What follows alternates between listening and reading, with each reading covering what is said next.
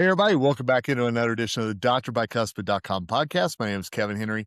I'm the editor in chief for Dr. Bicuspid. Appreciate your time and joining us, and glad to welcome on Nathan James today. Nathan, how are you? Doing well. Thanks for having me, Kevin. Hey, so glad to have you on. I'm excited about today's topic. But before we dive in, I always love for our audience to know a little bit more about you. Yeah, for sure. So my name's Nathan James. I'm the chief product officer at Planet DDS. We build practice management solutions and other attachment technology. You might have heard of Denticon or Cloud9 specifically for the GP or the ortho space. That's what we do. My background is I'm a little over 20 something years inside of industry specific technology. Only a year into dental, and frankly, I'm having the time of my life. But I come with a deep technology background where I lean into an industry, understand all the unique use cases and business needs, and then build solutions and technology that solves that for them. Well, I'm going to pick on that tech background here, and I'm going to ask you a big question because, anytime I go to a dental show or I'm at a dental meeting, AI is all the buzz, AI is all the talk.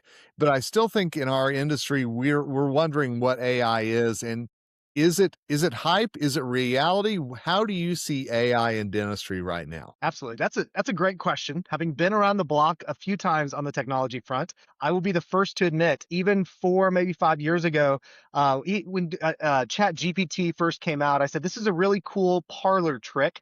We'll see if there's any real business application. But we see it today in the market, it's actually disrupting, our financial markets even because people are starting to see that there is something to this whole AI buzz. So a little bit of history on the AI stuff. AI has been around a long time. It was always just a rules engine from a technology perspective. In other words, if I do this, then do this. In about 2017, some 9 researchers from Google wrote a paper. It's now one of the most cited papers in the entire history of all educational papers. And it talked about a new construct, technology construct, that allows us to transform more data into a single model we now call large language models. So that happened in the late 2000 and teens. And then ChatGPT, OpenAI, layered on that chat interface that we all know and love in the early 20s. And that's really what has taken us to where we are today. Now we're moving from what that was, we call it Gen AI or generative AI, the ability to generate text or images, into agentic AI, which is the ability to give your system, your computer, a direction or an intent and let it just go do things on your behalf. That's where we're really seeing the interesting productivity gains that I don't think any of us even 5 years ago thought was possible. And I can think about the applications for me at my house. I can think about it, wherever I'm out doing things in the real world. What about in the dental practice? What are you really seeing as the real world applications for AI in dentistry? Yeah, let me give a real life practical example from my own life, and let's Right. translate it over into dental and some of the software that's out there right now. There's this really cool technology tool that I use called Whisper Flow, and it's a dictation software. Now, dictation software has been around for forever, but when you try to talk to your computer and you dictate, there's a lot of ums, ifs, it sometimes doesn't translate it right, etc. Well, some of the new AI, when you layer it on top of dictation, now takes everything you say, it cleans it up, it does all of the spell checking, and it gives a better version of what you say into that text box, right? And so you get rid of a lot of that unprofessionalism, the ums, the stuttering, things like that. Well, now imagine layering that inside of your practice management system. Something that at Planet DDS we just launched was Voice Perio. And so you can talk in natural language, you can pause, you can stutter, you can say, and it's running it all through a large language model to figure out what is the intent or what are they trying to say. And then it's able to translate that in a very, very, very accurate way directly into your charting. So no longer do you have to scream across the room and ask somebody to come over and log while you're, measuring those pocket depths. Now you just say 234, 432. There's bleeding on, this tooth, that tooth. Jump to this tooth, undo this, and it understands what you're trying to say and it updates the chart in real time. I know a lot of dental assistants just said thank you for that. I know that for sure, but I know a lot of other dental assistants are going, is AI going to take my job one of these days? Do you see it as a solution for some of the staffing issues that we're having in dentistry? Yeah, that's a great question. So we say it all the time at Planet DDS that AI is not going to replace humans. And I truly believe that. Even in Good. 10, 20 years, I don't think it'll replace humans. I do think that humans who use AI will replace humans who don't use AI. And the Mm. reason is because the AI technologies and tools are truly like a human accelerator. It allows you to do your job exponentially well. Now, there might be the case where one person can do the job of three people with the advancement of some AI technology, whether that's voice perio or maybe front office staff where they're able to use an agent to actually fill up their schedule or do confirmations on their behalf. The technology can move pretty fast. But, and so I guess to answer your question in two ways, no, I don't think it's just going to suddenly make it so that way you don't have to hire people and everybody's job is in danger. But I do think as you're operating a practice, it does give you the opportunity to maybe handle some of those staff shortages. So I mentioned agents and confirmation, for example. At Planet DDS, we just launched the confirmation agents. You put in some basic variables about how much call volume you want, how far out on your schedule you want to confirm. And a voice agent will literally call everybody on your schedule, and so it has a real conversation with them, either through voice or text, and asks them if they would be interested in, or if they can confirm that they're coming in on that date. It can also handle all rescheduling.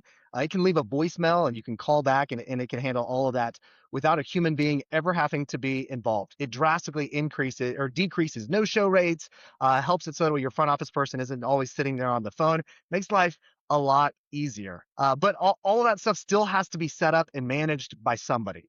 The big difference is that now one person can do it for a slew of offices or can do it much more efficiently than they used to be able to. You mentioned a minute ago the advantages that someone who knows AI may have over someone who doesn't. I'm guessing there's going to be advantages for the dental practice that uses AI versus the one that doesn't, correct? Oh my goodness, yes. Definitely out of the gate, I think it's going to be more so from like a production perspective. How do you increase your production? The next agent that we're working on is a scheduling agent. So you tell it that you want the agent to fill your schedule for you.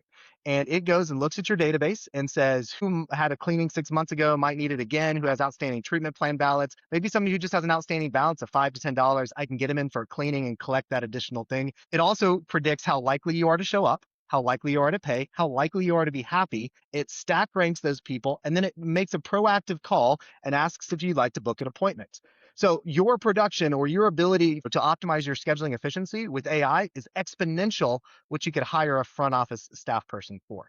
Now, at the end of the day, you still probably want a front office staff person calling up and talking to your high value customers or your high value treatment plan individuals. And again, that's where I say I don't know that it necessarily is perfect to replace humans, but if somebody calls in sick or somebody resigns or is on vacation and you have a slot, you still have to fill your schedule. That's where AI is really, really good at being able to fill in the gaps and be able to augment what humans are doing. You may have already touched on this, so but I'm going to ask you anyway. We're looking ahead to 2030 already in so many instances. Where do you see AI making the biggest jump between now and the end of the decade for dentistry, particularly? Yeah, for sure. I think that there is from a technology perspective, there is a really robust ecosystem of solutions out there, from payers and claim management to AI vendors to PMS systems to payment processing systems. At the end of the day, there is a need for technology groups to come together into an open platform and then layer AI on top of that. Where does AI go in the next 5 years? I think the answer is that it abstracts and simplifies that layer that sits on top of all of those different systems. We're not going to replace our payment systems. We're not replacing the payers. We're not replacing the insurance systems. All that's still going to be in place. But maybe there's a better, faster way to do RCM, right? Maybe there's a better, faster way to do denial management. Maybe there's a better, faster way even to do restorative charting or to do better, we call it claim scrubbing. Look at your past claims and make sure that before you submit it, it's likely to get approved, or flag it for needing an extra image. I think that's where the augmentation really becomes powerful in the next 5 years. Honestly, I'm excited about where AI is going. I know that there's a lot of fear, a lot of the what ifs and what could be's, but I also think, and just hearing your voice, there's a lot of excitement out there about it as well, right? There absolutely is. What I would tell anybody, regardless of how technologically forward you are, is get out on the internet and just start playing with these tools and technologies. There's a lot of free options out there. Go play with ChatGPT. Go play with Claude. Ask it to questions. Ask it to build things.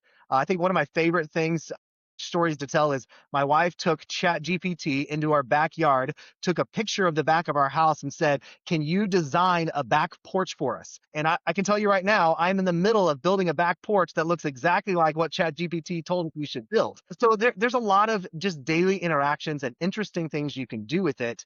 If somebody out there is scared or worried for their job or worried about the future, the absolute best thing you can do is just go play with it. It's just like the internet was 20 or 30 years ago, where nobody knew how to Google anything. Now it's second nature. The same thing is going to be true of AI, where it becomes a human accelerator for anybody who is willing to go out there and try it. It's awesome. Well, Nathan, some great stuff. And I'm wondering if people want to get a hold of you, they want to ask you some questions, they want to learn more about Planet DDS. What's a good way to do that? Absolutely. So our website is planetdds.com. I would encourage anybody to go there, check out what we have already built, what's coming next. There's also a leadership link on there. You can find my LinkedIn profile. Be more than happy to connect with any of your listeners and open up this dialogue in a more meaningful way about how Planet DDS and our solutions and software might be able to meet some needs of anybody who's listening. Well, I can tell you personally, Dr. Bicuspid, we appreciate our relationship with Planet DDS. Beth Gaddis is not only a personal friend, but a great contributor, and we appreciate everything that we do with Planet DDS on multiple levels. So thank you, Nathan, for your time today and your expertise. I really do appreciate it. For sure. Kevin, thank you so much. It's been a pleasure. Absolutely. And hey, thanks to all of you for listening to this episode of the drbicuspid.com podcast.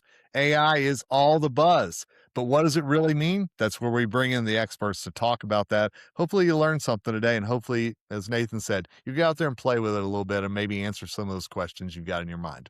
Until next time, it's Kevin Henry, editor in chief for Dr. Bicuspid, signing off. And as always, wishing you nothing but success ahead.